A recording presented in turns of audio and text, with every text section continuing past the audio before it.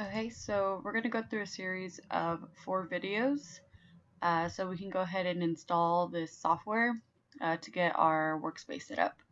So the first thing we're going to install is the Java Software Development Kit, then after that Cygwin, then Git, and then Apache Ant. So for this video we're going to go ahead and install the Java Software Development Kit.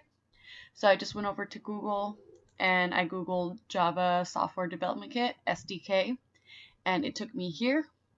So we're going to go ahead and do, once you get here, is click on download and make sure it's for Java 11.0.1. This is kind of malfunctioning for me, but for you, what you should see, go ahead and stay there.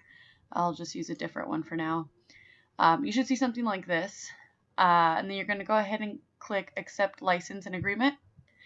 And then near the bottom, you're going to see a Windows 86 version. You're going to go ahead and download that executable. So what that should look like is something like this.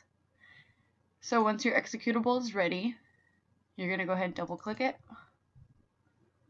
You're going to say yes. I think I already have Java installed, so it might ask me to uninstall first. Yes, so we're going to go ahead and uninstall it so I can kind of just show the process very quickly.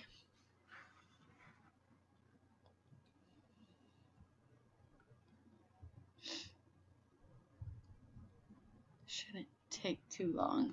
Give it like another 10 seconds.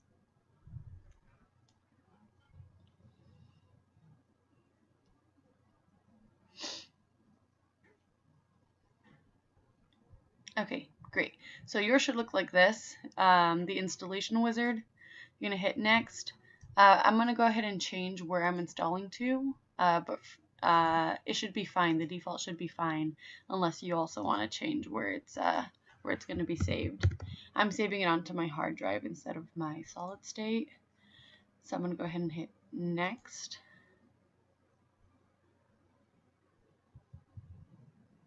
And this should be fairly quick. It should take about 30 seconds to go ahead and install those files. And when it does, it should appear here right here, my D drive program files, and it should pop up here when it's done installing.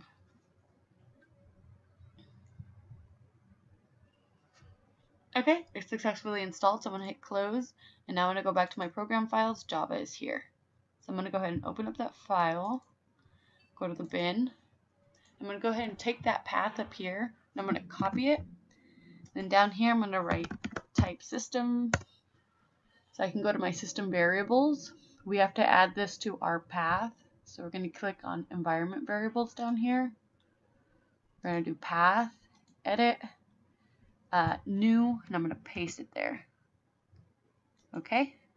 I'm going to do the same thing down here. Make sure you go down to the path. See where it says path. And do edit, new, paste.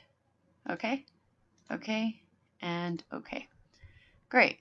So we went ahead and installed the Java Software Development Kit. You need this in order to compile the Java code that we have for the sub software.